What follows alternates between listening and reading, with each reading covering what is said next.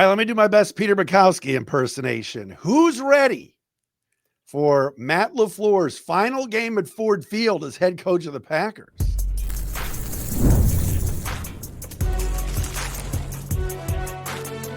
You are Locked On NFL Crossover, part of the Locked On Podcast Network. Your team every day. All right, here we go, everybody. A special edition of the Locked On Crossover Thursday edition. Moved to Wednesday as the Lions and Packers will play on Thanksgiving. Matt Dery, Locked On Lions. And you know him, ladies and gentlemen.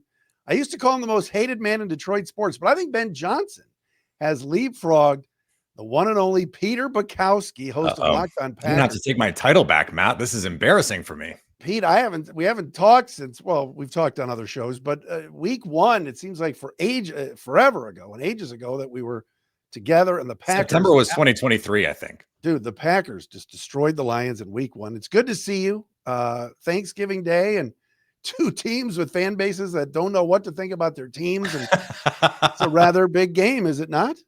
It's huge for both of these teams. And we were talking before we jumped on here about the fan bases and the similarities between these two. The Packers beat the Minnesota Vikings like they haven't beat the Minnesota Vikings in several years. Like the Packers have not beat the Minnesota Vikings at home since 2022. And yet still there was a lot of consternation in Packers Nation about the win because Matt LaFleur being conservative, Jordan Love is playing hurt, no Josh Jacobs. And look, I share some of those concerns with him overall, but like, this team we saw in week one, we saw in week two, we saw last week, especially defensively. We saw a couple weeks in Pittsburgh offensively. Jordan Love complete 20 straight passes. We've seen this team. And I think much like Lions fans, that's what makes this so frustrating, Matt, is like we've seen these teams kick the crap out of other teams. Sure. The Lions win over the Bears. Doesn't it seem so much better now than it did in the moment? Just sort of like, okay, you beat the Bears again by 100. Right. Congratulations. Oh, yeah. Well, they're the division leaders now. You're going, okay, so why can't they do this every week? Why do they have to go to overtime against Jameis Winston and the New York Giants, which, by the way, the Packers know all too well because they had to go down to the last drive against Jameis Winston and the Giants 2 weeks ago. Same kind of thing. So there's a lot of similarities between these two teams right now. And in both cases, Matt, this is the division for them. Like you lose this game, you've got an uphill battle to try and win the division because of what's left on the schedule for both of these teams. Yeah, Packers and Bears play each other twice. Obviously, it's not as fun without Aaron Rodgers. But with that being said, I mean, storylines, Pete, let's start in Detroit. Lions escape, like you said the other day against the Giants. Fans worried, especially about the interior of that offensive line, which we saw in week one get absolutely de-pantsed by your Packers. It's gotten better at times. Then it goes back to, man, we miss Ragnow, which is, every other week it seems like the Ragnow question comes up. It's not about Ben Johnson or that's your Aaron brand, Glenn. though, Matt. That's your brand. Yeah, and he was so good. So, but they escaped. You know how good Jahmyr Gibbs is. The offense, they can play so much better. He is. They can play so much better. Defense has been pretty good, although we had a bad day against Jameis. But now at home, and with Dallas looming next week at home too, you look up and you go, man, if they could just win these 3 games at home, and they got one now, they got 2 more to go, and get to 9-4, they can breathe a little bit, and they can still go for the division. And they got the Bears later in the year. But like you said, there's some consternation yet. They know they can play better. But boy, they did escape. Matt, have we got to future head coach with Kelvin Joseph yet? Are we there yet with him? With Kelvin Shepard? I mean, Kelvin. Yeah. What did I say? Kelvin Joseph. Yeah. Kelvin Shepard. Sorry. I don't know about that. He's getting there. He's done a great job. I sort of meant just like your bit with future head coach Aaron Glenn and all that. But I haven't gone there yet. No. Here's the reason I asked the question, Matt. Against offenses that rank in the top half of the league in explosive play rate, the Lions are averaging a full touchdown more per game than against teams that rank in the bottom half in explosive play rate. They will give up some explosive plays. Sure. And what's weird about that is we saw them. What was that? A month ago against Baker Mayfield, just with backups all over the place. Oh yeah, stamp down the MVP frontrunner at the time. Correct. Albeit with a banged up receiver room, but like they had Baker seeing ghosts in that game, and everyone was just like, okay, this is the same thing that we saw from Aaron Glenn. Just stitch it together with Scotch tape and some baling wire, and you're going to be set. And that's just not been what we've seen. We saw them last week. That's a lot of explosive plays, a lot of offense to give up to Jameis Winston, where who knows if Mike Kafka can scheme up a better call on 4th and 2, or if they kick the field goal there. Or if let's say Jake Bates field goal that, I don't know if you've ever seen a kick take that ball flight, a kick like that. Heck of a left turn, my friend. You must have thought halfway through that kick, like, oh my God, they're going to lose this game. And they go to overtime on what, a 58-yard or 59-yard field goal. Correct. So they're right there. And I think if you're the Packers, you're going, let's try and create some explosives. That's what this team is good at. Get back to doing that, because Matt, teams have been playing the Packers a very specific way. And that's that's the storyline I want to talk to you about, because the Panthers did it. The Eagles did it. The Giants even tried to do it. If you just possess the ball against the Packers, make it a low possession game, the offense is a high variance offense. Jordan Love is a bit of a high variance quarterback. And so if you can introduce some variance, the Packers will have a dumb drop. Romeo Doubs dropped 3 of them against the Giants a couple weeks ago. They had 7 drops in that game. Yeah. Or there'll be an untimely holding penalty. Those are the things that really have stymied the Packers this year. You look at points per drive, they're still really good. Look at all the underlying metrics, they're still really good. The problem is that they're having like 7-8 possessions in these games, and you can only score so many points in 7 or 8 possessions. Yeah, but hold on. Jim Brown, Walter Payton, Barry Sanders, Emmitt Smith, Manny Wilson. Talk about it. Come on. What a game that kid had last week. I mean, look, this is the NFL. My pal Jeff Jagosinski on our squad show. My listeners might be sick of hearing me say this, but it's one of the best lines that I've heard in football in the last couple of years. He says, every Sunday you are eligible for an ass kicking. And that's true, because every team has 53 NFL players. They're all really, really good. And so any of these, Jameis Winston, like, come on, don't tell me Jameis Winston can't start for somebody, Matt. Come on. Well, the Browns have been dying for a quarterback forever. Had him and let him walk. But why was Russell Wilson ever the starter in New York? Explain that to me. I know. I can't make any sense of it. And so crazy. Like it was, Packer fans were ready for it. They were like, Jameis is going to throw for 400 yards on us in that game. I mean, they were in a dark place before that game, and he didn't. And he throws the game losing interception. He could have thrown, by my count, Matt, 5 interceptions in that game that were in the hands of Packers defenders that they finished one of them. You weren't losing that game, not with you in the stands. I know you were there. I was. My son was there. They were losing. We were there with some friends. It was a really special thing. It was a beautiful windy day. And so that's the other part of this, the kicking game, Matt. Like this in a close game, our friends at FanDuel have this at 2.5. This is one of those games that could come down to a kicker. And I'm not sure either one of these teams is super confident that at the end of the game, their kicker is going to make that kick last week, notwithstanding. Well, John, no, I give the edge to kicker to, I think Lion fans like Jake Bates. Jake Bates has been good. Obviously, early on in his career, I know that there was some consternation about him. Yeah, but he's been they've got somebody. I used to have the kicker list on my show, and it's gone. They've thrown it away because Brad went through so many kickers, and they've got one. That kick, you're right, was a little ugly, but it turned left. Is your kicker healthy? Because my God, that kick against the Eagles obviously was one of the ugliest. But you know, when if McManus isn't 100%, I'm assuming he's getting there, right? He is getting there. He seemed healthy last week. He said this is the healthiest he's been in a while. So he can make kicks from 50 plus. If you don't have a kicker that can make from 60 these days, Matt, you don't have a kicker. That's the crazy thing. And they had Lucas Haversack, the Packers, against Arizona about a month ago now. He kicked a Packers record 61-yarder in Arizona. Was 10 for 10. Brandon McManus came back, missed some kicks against the Panthers that cost them the game. And then Lucas Haversack comes out and misses 2 PATs against the Giants. And so it's just sort of like, okay, well, I guess that's over. It's going to be Brandon McManus. They trust, Matt LaFleur trusts, I think, to a fault at times, Brandon McManus. And this is the issue for me, Matt, and Lions fans will be happy to hear this. Maybe I will get off the most hated man in Detroit list here. I compare Matt LaFleur constantly to Dan Campbell because Dan Campbell plays to end opponents. Yeah, he does. And Matt LaFleur plays to make sure he beats opponents, and that's it. And that's frustrating. It's frustrating because you just were like, okay, if that were Dan Campbell, how would he play it? What would WWDCD? What would Dan Campbell do? Yeah. And in too many instances, he's just playing it too conservative. Now, the good news is this Packers defense, Jalen Hurts said it a couple weeks ago. He said, this is the best defense in the NFL. Best defense they'd played. They played Denver. Like, they played some really good defenses. They play their own team in scout every day, like, in practice. So this Packers defense is capable of playing lights out football. They made life hell for Jared Goff in week 1. What's the situation with the offensive line now? We'll get into the matchups, I think, in a second, but just give me the injury report right now, because I know Christian Mahogany dealing with an injury. And then I think all 4 of the other starting offensive linemen last week were questionable going into the game. Yeah, they're all going to play. I mean, that's not the issue. Okay. Was his performance. Graham Glasgow has been very average to mediocre at center. He is not. Kind of knew that was what he was going to be, though, right? No, they expect him to be better than this. Okay. I think it's been hit or miss. Ratledge is a rookie at right guard. I like him, but PFF doesn't. Here comes Micah Parsons. Left guard, Keodia Washika is a backup. I mean, Mahogany's hurt and isn't playing. So, and Decker and Sewell, I mean, Sewell's the best. All right, come on. The guy, I'm not worried about him.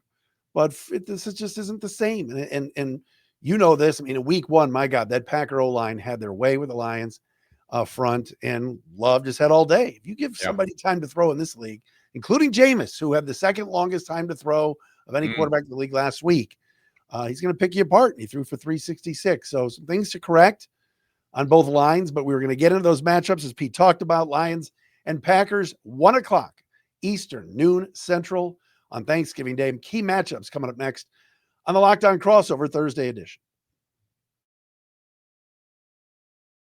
Today's show is brought to you by our friends over there at Peloton. Look, folks, it's time to break through the busiest time of the year with a brand new Peloton cross-training Tread Plus that's powered by Peloton IQ. It's Peloton's most elevated technology and equipment yet that gives you real-time guidance, and it gives you endless ways to move, whether you want to work out by yourself or if you want to work out with your favorite instructor, like my personal favorite, Alex Toussaint. He always gets me fired up to tackle the day. And the thing I like about Peloton, it helps me achieve more in less times. They have features that help you plan, stay motivated, track your progress, and Peloton IQ also provides personalized workout plans and recommendations. That's something that I use right now during the busiest time of the year covering the NFL. They plan my workouts for me based on my mood, my vibe, and also my favorite instructors. So make sure you check it out and use it, because it also helps you correct your form in real time, and it maximizes your reps. It counts your reps so that you can do it smarter, safer, and more efficient. Let yourself run, lift, flex, push, and go. Explore the new Peloton cross-training Tread Plus at onepeloton.com.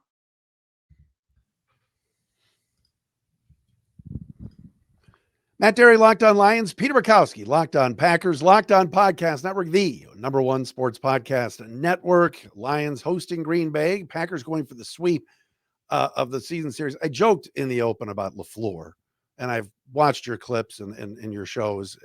It seems like it's an absolute circus a little bit up there in Ashwaubenon, because 1 minute it's, man, they're going to extend LaFleur, everything's going to be great. And the next minute it's, he doesn't have a contract past next year. Where is all of that right now, Pete? I think that is much ado about nothing right now, to be honest with you.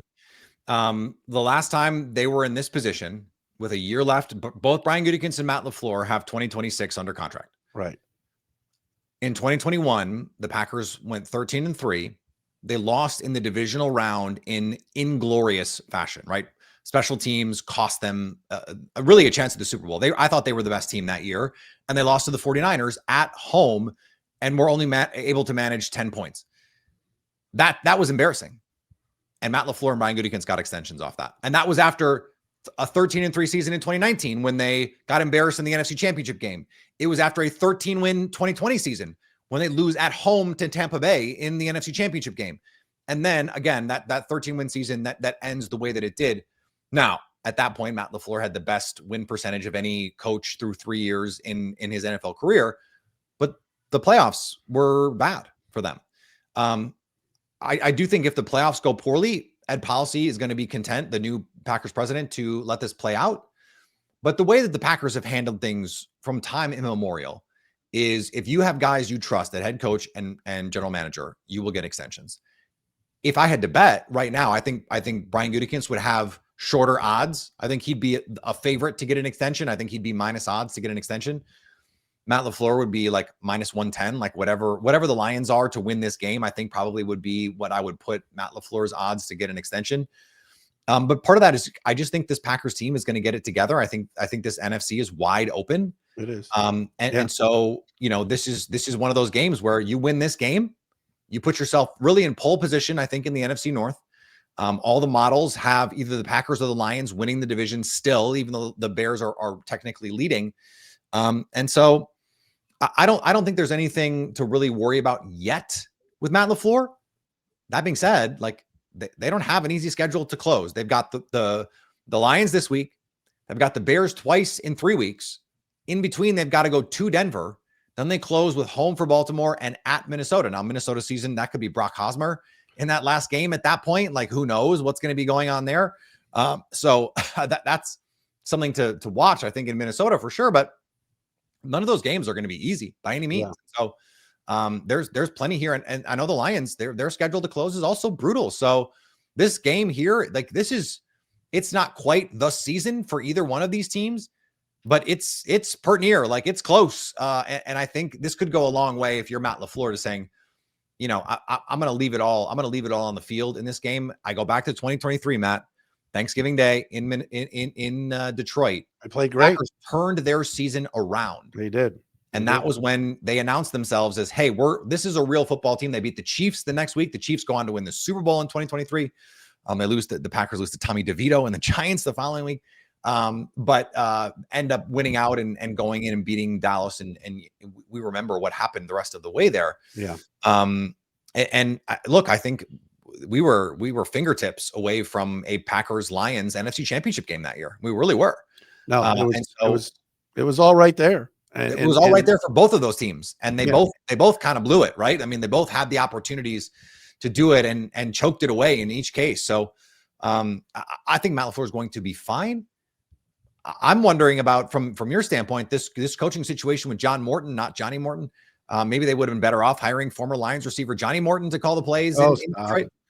But Dan Campbell, is Dan Campbell going to break the reading glasses out for this week, or what's going on? He's calling the plays. Okay. And look, this is kind of leading into the matchups talk because Dan Campbell's in charge.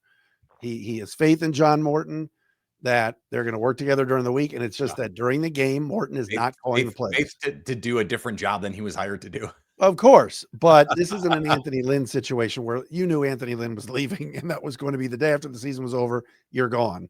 I think they get along enough that Campbell just said, hey, look, let me try this and we'll see where this goes. The biggest issue, and it leads into our matchup segment here. Yeah. This whole line. And now having to go up against, I watched Wyatt this past week go for 2 sacks. We know Rashawn two near safeties. Yeah, is a problem. Parsons is Parsons. I mean, the opening week of that season, Kevin Burkhardt and Tom Brady. That was a fun job of cataclysmic belief. But that being said, he still ran down Jared Goff at the end of that game, and he was a factor because of his presence. And obviously the 2 sacks last week. So how does this O-line hold up and give Jared Goff the time that he needs? Because he does. He needs time. He's really good. But if he doesn't have time, it's trouble. And if the O-line does not get it done this week and finds a way, and if Parsons is lining up over center at some time, they got to figure this out and communicate, because week 1, and I know it was a long time ago and it was a clunker, but they've got to fix what they did in that game, because if the Packers throw that same stuff at them, they have to be better. So, yeah. And Micah Parsons, look, he became the first player since Reggie White to have 10 sack seasons in his first 5 years as an NFL player. And we've got a month and a half of the season to go. That's the level that Micah Parsons is playing at. Right now, it's Myles Garrett, Micah Parsons, and everyone else when it comes to pass rushers. And that's not even disrespectful to Aiden Hutchinson, who's a really good football player. No, he's just not in the same class with those two guys. They are playing at a different level. And look, Myles Garrett is playing at a level above everybody, I think. Yeah. And then Parsons is sort of in his own 1B tier. And then there's probably a group of players in that next group. But one of the things we talked about, Matt, at the week 1 was, what if this offense goes from top 3 to just like 7th, 10th, 12th? What does that look like? I think we're seeing the answer. If you look at something like EPA per play, Jared Goff is 12th in adjusted EPA per play. So instead of being a top 5 quarterback, he's now 10, 11, 12. And just in terms of pure production and efficiency, that's a big difference. And injuries are a part of that. Offensive line is a part of that. The play caller consternations are a part of that. And offensive line is a huge, huge part of that. And you don't want the question to be offensive line in a week where you have to play this pass rush right now. No, they are playing really, really well. Last week we saw, I mean, they were outstanding 3 weeks ago against the Eagles. I mean, they held that team in absolute check the whole game. Really just one quick drive with one quick score. So to me, this is a Lions team that still needs explosive plays to score. And this is, I think, now the second best explosive play defense in the NFL behind the Broncos. So, can you create 10+ yard plays? Can you create 20+ yard plays? For me, if the Packers defense is going to limit explosive plays, that's going to give them the best chance to win. For the Packers, you want to make this a 24-21 kind of game, not a 34-31 kind of game, which I believe was the final score in Detroit last year. Give me one more matchup. Give me 1 minute on something else that stands out besides what we just talked about. Give me. I think it's the receivers against these corners. The Packers, they're hoping to get Jayden Reed back. Dan Campbell said he expects Jayden Reed to come back. Jayden Reed has not played since week 2, had a foot fracture and a collarbone fracture. Unfortunately, on a touchdown throw that from Jordan Love, go back and watch the throw. I mean, it doesn't count because there was a holding play, but oh my God, what a throw from Jordan Love. And Jayden Reed he's such a difference maker for this team as a yards after catch player, as a middle of the field player. And Christian Watson has been the X factor for this team. And he has been someone who's been an X factor against the Lions in the past. First play of the game, Thanksgiving Day, 2 years ago. I remember. Deep shot to Christian Watson. Yeah. On a third down late in the game to seal the game, slot fade from Christian Watson for a touchdown. That effectively ended the game. So against man coverage, which we know this Lions team is going to want to play a lot, he has been the difference maker for this team. Matthew Golden expected to be back this week for the Packers as well. He's someone who can beat man coverage. So the Packers getting healthier in those spots, that's crucial here. Yeah, and the Lions DBs are getting DJ Reed back, back last week. Hopefully Terrion Arnold. So always love seeing these two teams play at full strength. When we come back, though, how do these teams win? What's the pathway to a victory at Ford Field on Thanksgiving Day? Locked On Packers, Pete Bukowski, Locked On Lions, Matt Dery, Thursday, crossover edition.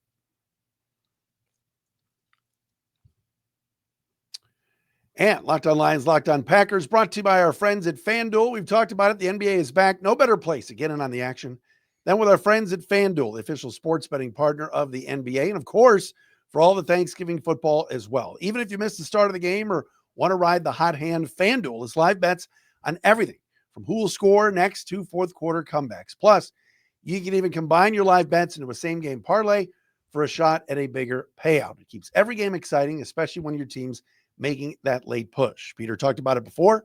Lions right now, according to our friends at FanDuel, 2.5-point favorites. Get in on it now at FanDuel. Right now, FanDuel is giving new customers $300 in bonus bets when your first $5 bet wins. So head to FanDuel.com to sign up. Play your game with FanDuel, the official sports betting partner of the NBA.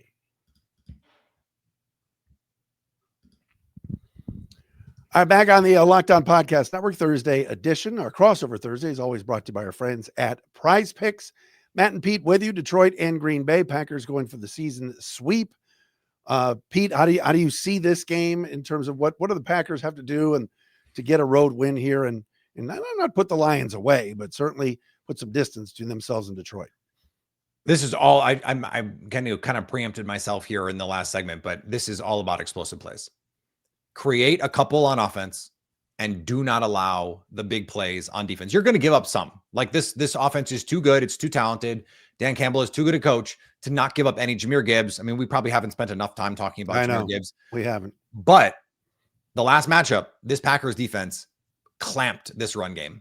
And it absolutely hollowed out this offense for the Lions because so much of what they do is predicated on being able to hey, it's 3rd and 8. We can run a draw here, get 6 yards, and then go for it on 4th down. Or on 3rd and 8, we can hit you for 20 on a draw and create an explosive run.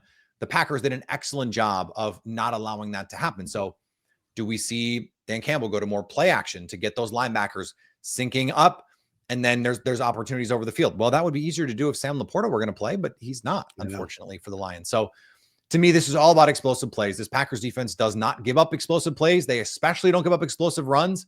I believe they lead the league in not allowing explosive runs. And then offensively, they want to create those shot plays down the field. That's what Jordan Love wants to do. That's what Matt LaFleur wants to do. So can you get those big plays down the field like the Giants were able to do?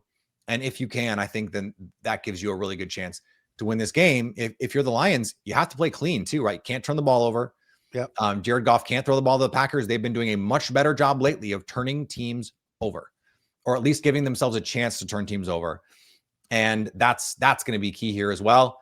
Sack fumbles, interceptions, pressure that turns into interceptions. Jared Goff, we know he's one of the most pressure sensitive quarterbacks in the NFL. If you can pressure him, you can really hurt this offense, this Packers defense. The pass rush playing extremely, extremely well. I've been saying it all week on the show here. I know what Green Bay should do, and that is try to limit Jahmyr Gibbs and say, we're not going to let him do easier what said he's than been done. doing. I mean, he has been scintillating, over 260 total yards the other day, and he's unreal, and he saved their bacon in that game.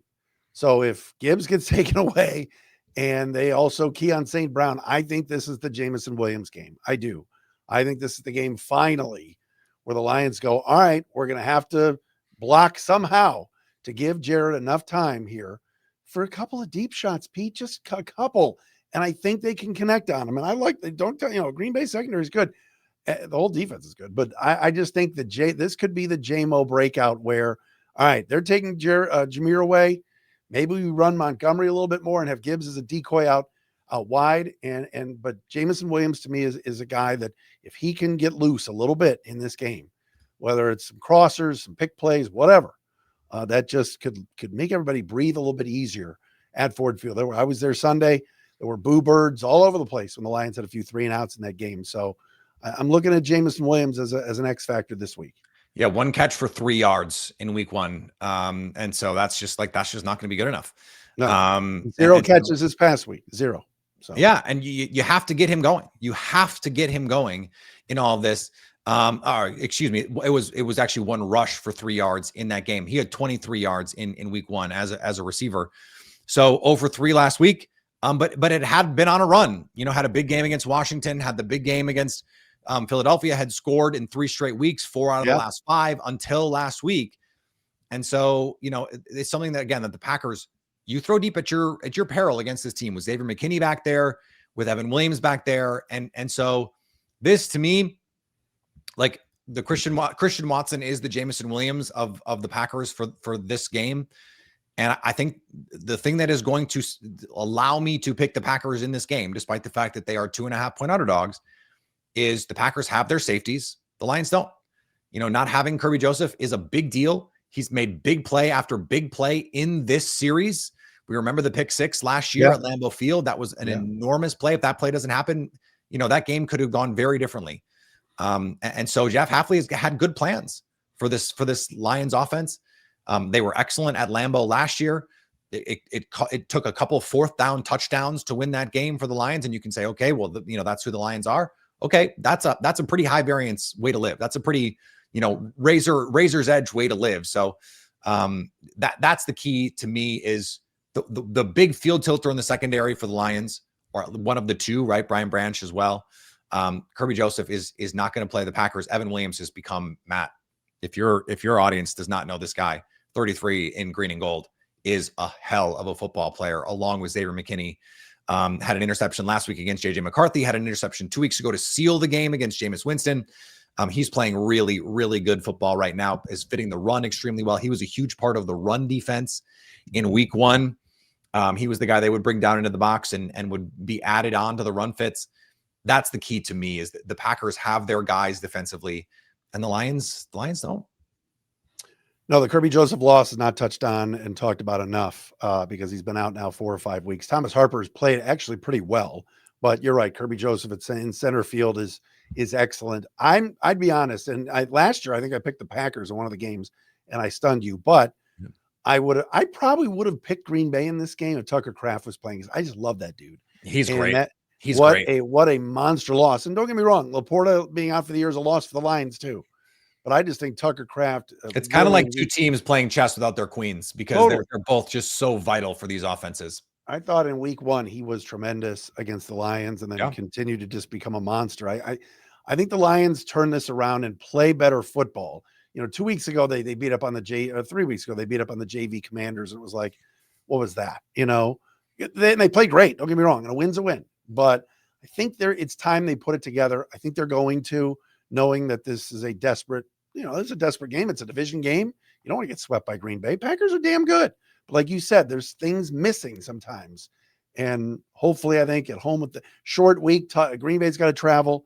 So I think it'll be close, but I'm going to go with the Lions here. We'll see. Jordan Love's Packers are 2-0 on Thanksgiving Day. Last 2 years they played, and he's been outstanding in both of those matchups. Did not get a turkey leg the first time because Greg Olsen fondled the turkey in the booth, the turducken. Okay.